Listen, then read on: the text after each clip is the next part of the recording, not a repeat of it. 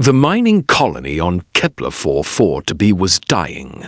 Admiral Vex High of the Galactic Confederation Navy watched the tactical display in silence, all four eyes fixed on the spreading red icons around the planet.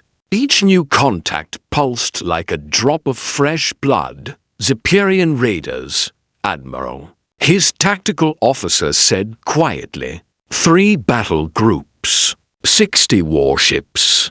The colony is fully encircled. 12,000 civilians were down there. Families, children, people who believed the Confederation would protect them.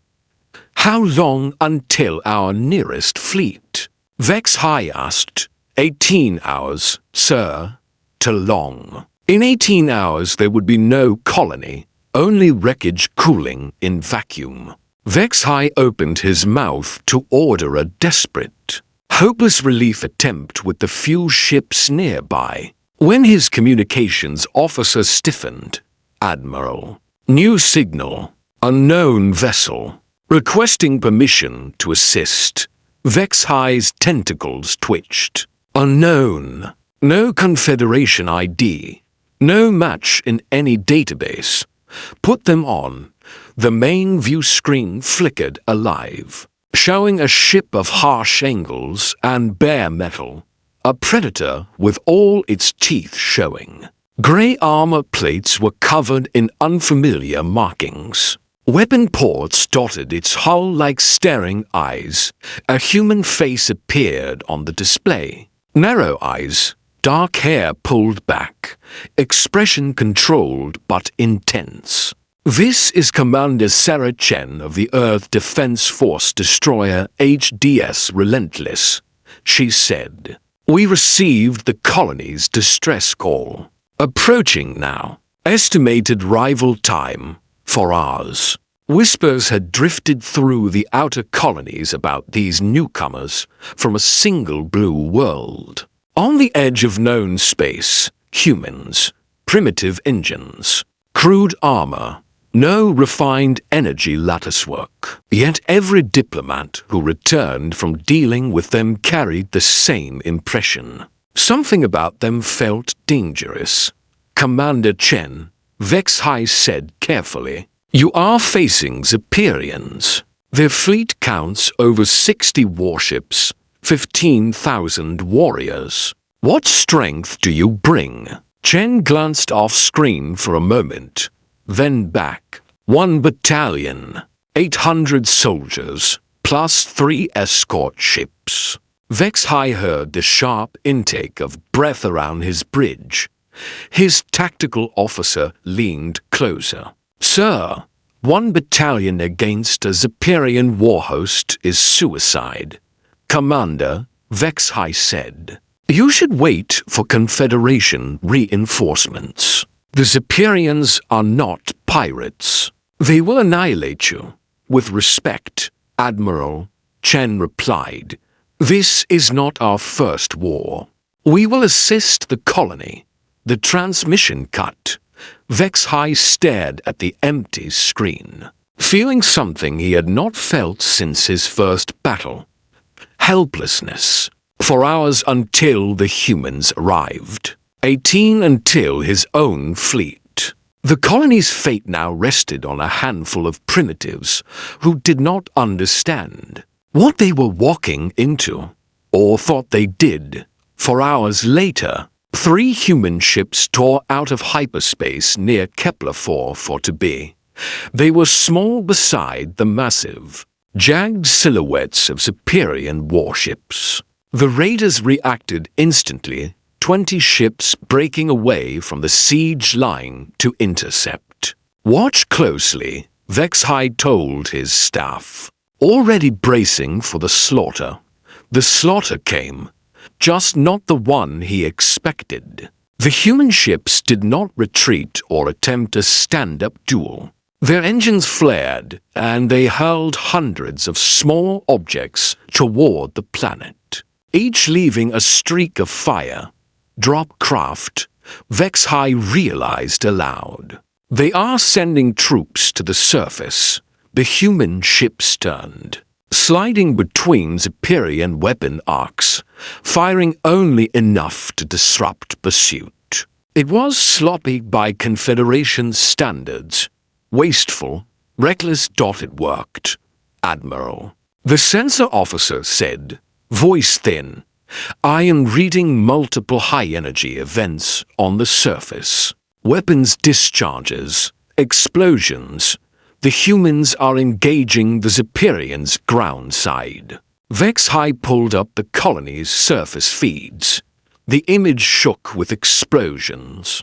Zapirian warriors advanced in snarling formations, their crimson armor glowing with combat sigils. For centuries, they had been the terror of border worlds. Entire planetary militias broke at the sight of them. The humans did not break. They flowed through ruined streets in small teams, moving as if they shared one mind. When Zapirian squads charged, the humans did not fall back. They pivoted. Two teams pinned the attackers from the front while a third erupted from a side alley, catching them in crossfire. When the Zapirians tried to leverage numbers, the humans fractured the battlefield into pockets, isolating and destroying them unit by unit.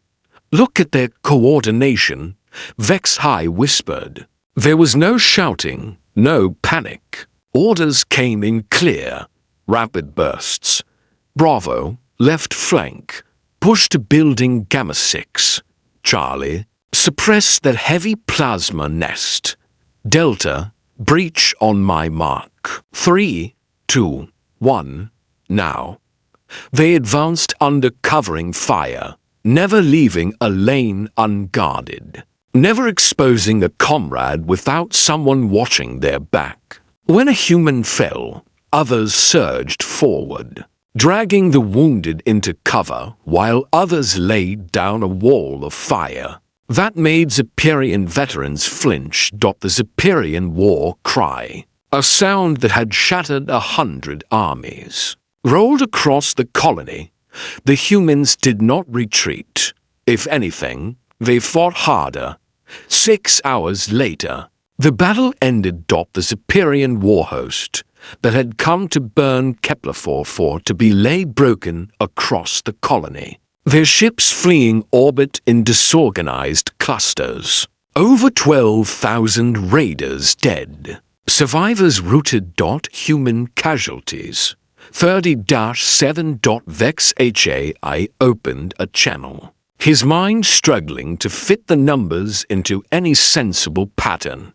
Commander Chen, he said when her image appeared, helmet tucked under her arm, armor spattered and scorched. Your battalion was outnumbered almost 20 to 1. You should not have survived, yet you have won.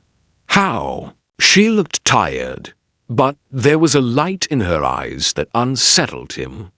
War is part of our history, Admiral, she said simply. We have learned how to fight it well. These warriors, Vex High pressed, are they your elite? The finest forces of your species? Chen frowned, puzzled. No, regular army infantry. Professional. Yes, but nothing exceptional. Not by our standards.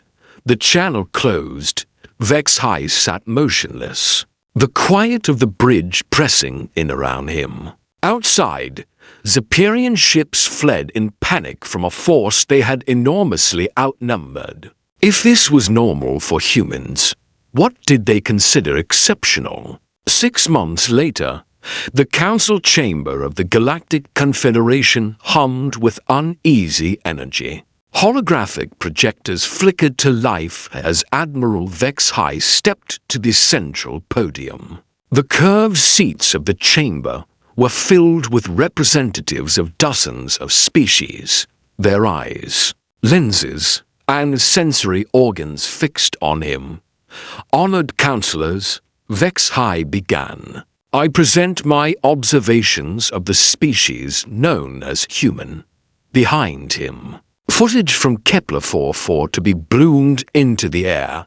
Human squads crossing killing fields, holding against larger forces, pulling wounded out of fire while calmly executing complex maneuvers. Counselor Threndy, bladed limbs folded tightly, interrupted. Admiral, are the numbers in your report accurate? 800 humans against 15,000 Zapirians? They are, Vex High said.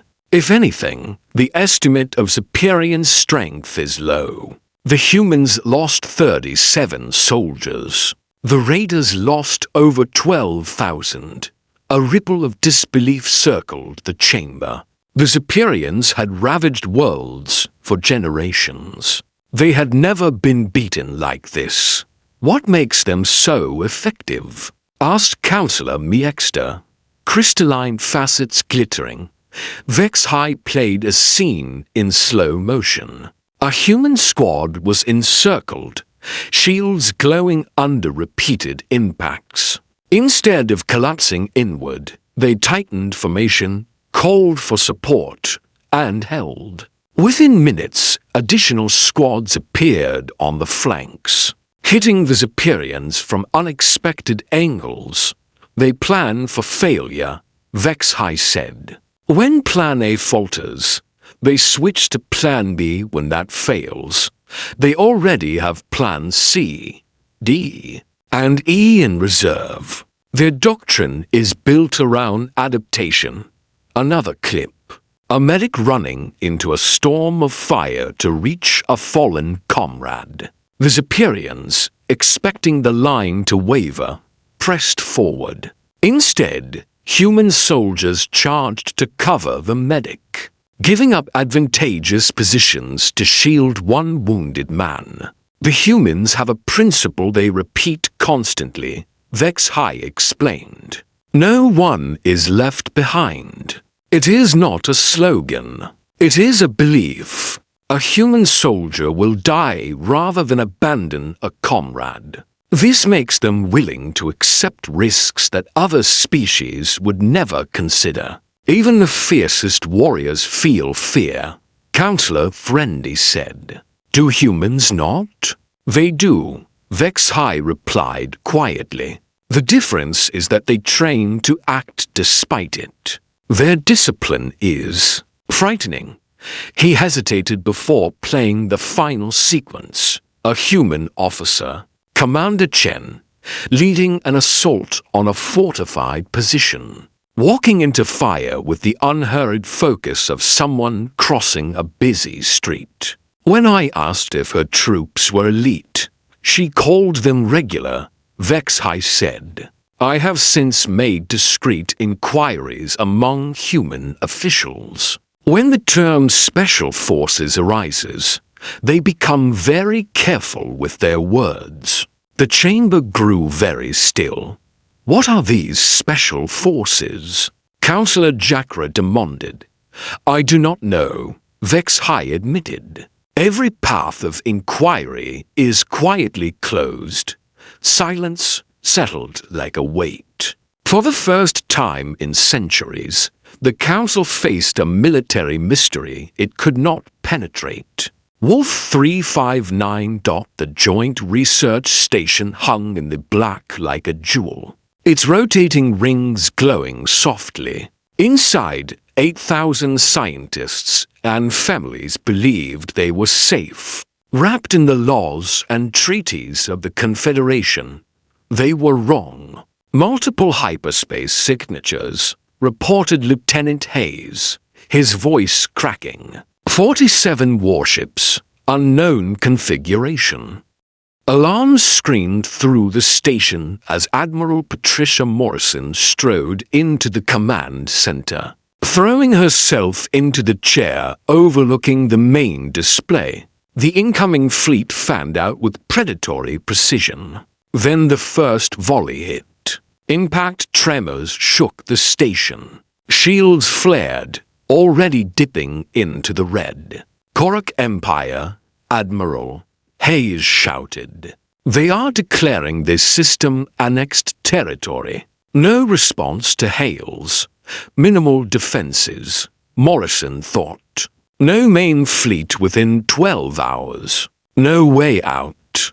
Begin civilian evacuation, she ordered. All shuttles to maximum capacity. Reroute power to shields and point defenses. Buy us time. While her crew obeyed, Morrison opened an encrypted channel. Admiral Vexhigh. This is Morrison at Wolf 359. We are under heavy attack. Corrick fleet, 47 ships. Her board crackled. My task force is 18 hours away. Vexhigh replied. Can you hold? Morrison looked at the numbers and did not lie. No, we can slow them. There was a pause. Then slow them, Vexhigh said softly. As the first Corrick assault craft broke toward the station, Hayes leaned closer. Ma'am, there is another option. Emergency Protocol 7 Alpha. Morrison stared at him. 7 Alpha was a line in the manual that every officer read and hoped to forget. A single phrase attached to it. Ghost Protocol. If we do this, she said, there is no going back, Admiral. Hayes said, if we do not. In an hour this station will belong to the Corrick, or be gone entirely. She keyed in her personal authorization, fingers numb. This is Admiral Patricia Morrison, she said into a channel that did not officially exist. Wolf 359 Research Station under attack. Ghost Protocol assets requested. Highest priority. The answer came almost at once. Request acknowledged. Ghost assets inbound. Estimated arrival, 12 hours. Hold as long as you can. 12 hours. She ended the link and returned to the nightmare. For 11 hours, Wolf 359 bled. Corrick boarders poured through breached hulls, clashing with human and Confederation security teams in corridors that filled with smoke and plasma fire. Morrison watched positions fall, retaken, fall again. Shuttle after shuttle launched, carrying civilians away, while defenders pulled back step by step toward the central hub. We are done, Admiral, Hayes said at last, voice raw. The Corrick have reached level 3. We cannot hold another hour. Before Morrison could answer, the sensor officer spoke in a tiny, disbelieving voice. Admiral, I have 12 new contacts. Very small vessels. They just appeared inside the Corrick formation. How? Morrison demanded. I do not know. They were not there, and then they were. The contacts moved. On the tactical display, the Corrick fleet suddenly looked slow and clumsy. The newcomers darted and flickered, vanishing from sensors, reappearing in perfect firing positions. One appeared in the blind spot behind a cruiser, fired a single shot that somehow bypassed shields, then vanished as the ship detonated. Another skimmed along the battleship's hull, something small and black dropping into a maintenance port. Moments later, the battleship tore itself apart from within. Open a channel, Morrison snapped. A calm male voice answered at once. Wolf 359, this is Ghost Team Leader. We will handle your hostile visitors. How many ships do you have? Morrison asked.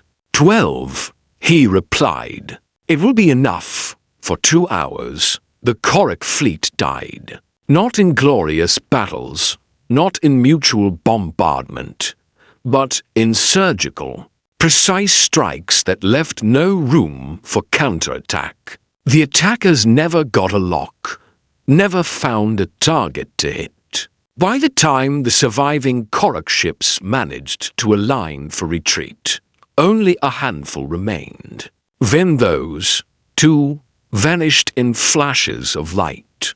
Ghost Team Leader Morrison said quietly, "Who are you?" "Officially, Admiral," the voice replied, with a hint of amusement. "We are a reactor malfunction. Your sensor logs will confirm it. Equipment failure. Tragic. But these things happen. And unofficially?" There was a pause. "Unofficially, we are the answer to questions nobody should have asked. We were never here. No human military assets were involved." "Understood." Morrison swallowed. "Understood. One more thing, Admiral," the voice added. "We appreciate your restraint in using 7 Alpha. Try not to need us again." The 12 ships winked out, leaving only drifting debris and the wounded bulk of the station. Wolf 359 survived. Official reports would later attribute the Korak disaster to catastrophic chain reactions. Faulty reactors, shoddy maintenance. Intelligence agencies across the galaxy did not believe in such coincidences. Director Zix Thor of Confederation Intelligence read the Wolf 359 file 3 times before speaking. "Show me the raw sensor data," she told her analyst, Dexon. The holographic display lit up. First, the clear profile of the Korak attack. Then, at timestamp 14 hours 32 minutes and 7 seconds, a series of weapon signatures appeared that matched nothing in any database. From no visible source. "Invisible ships," Zix murmured. "Or something even more unsettling." We also traced an encrypted transmission from Admiral Morrison to Earth. 12 hours before the anomalies, Dexon said. "Encryption heavier than anything we have seen from them. We cannot break it." Zix felt that same cold unease that Vex High had known. She requested every file on human military activity since first contact. Patterns emerged. Pirate fleets that vanished without distress calls. Crime syndicates whose entire leadership died at precisely the same second in different rooms. No sign of entry or exit. Budgets that did not match any known unit. Personnel flagged with access levels beyond any declared structure. And in intercepted human communications, phrases that returned again and again. Special forces. Tiered units. Best of the best of the best. Director, Dexon said quietly, based on operational profiles. "I estimate at least a dozen distinct human specializations: sabotage, assassination, fleet elimination, deep infiltration, covert regime removal, and others we likely have not even glimpsed." Zix finished her report to the Council with a single blunt recommendation. Do not attempt to uncover everything humanity is hiding.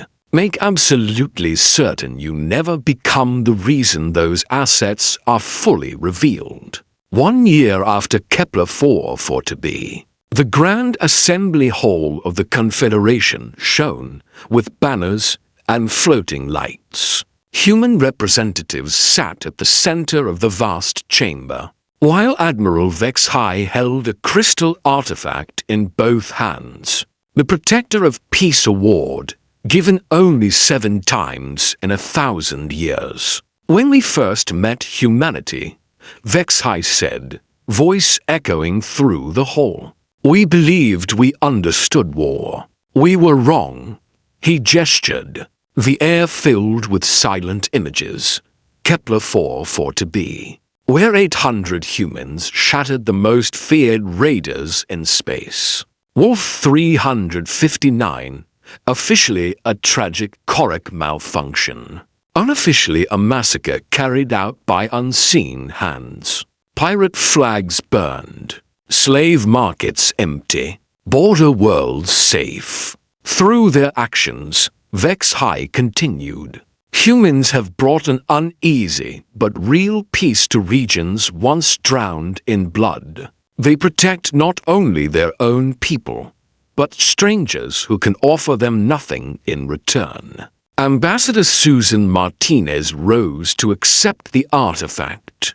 Behind her, General Maria Rodriguez and Admiral James Chen watched, both wearing the slight, private smiles Vex High had come to recognize. After the ceremony, in a quiet reception chamber overlooking the stars, Vex High approached them. "Ambassador," he said, "I must ask, all that we have seen, is this truly the extent of your military capability?" Rodriguez laughed softly. "Admiral, everything you have witnessed so far was done by our conventional forces."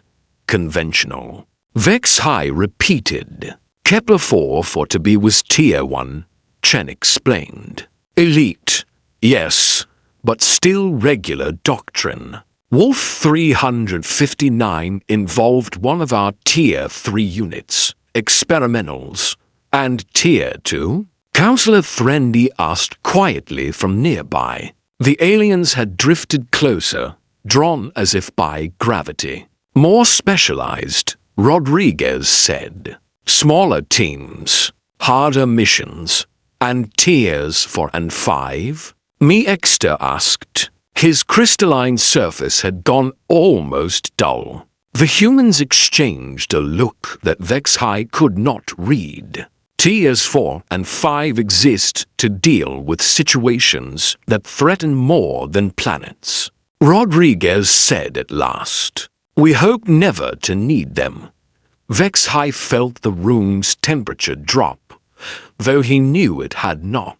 "Humans are already capable of breaking empires," Threndy whispered. "What else do you intend to build?" "Something new," Chen replied. "We are establishing a dedicated branch for operations beyond our home system. We call it Space Force. Your Navy already fights in space," Vex High said. "Our current forces are adapted from a planetary mindset," Rodriguez answered. "Space Force will be designed from the ground up for galactic-scale operations. Entire star systems. Multiple theaters at once. Different physics, different rules. And your doctrine?" Miexter asked, almost afraid. General Rodriguez's smile faded, replaced by a colder, professional focus. "We have a concept," she said. "Full-spectrum dominance. It means the ability to control every environment we enter. Land, sea, air, orbit, cybernetics, information, and now, interstellar space, outside the viewport. The stars burned quietly, indifferent. Inside, every alien representative silently reached the same conclusion. Whatever humans were capable of now was only the opening act." Later, aboard his flagship, Vex High recorded a private note at the end of his official log. "Today," he said, "humanity received the Protector of Peace Award. They have stabilized our borders and driven fear into those who preyed on the weak." He paused, staring at the distant swirl of a nebula.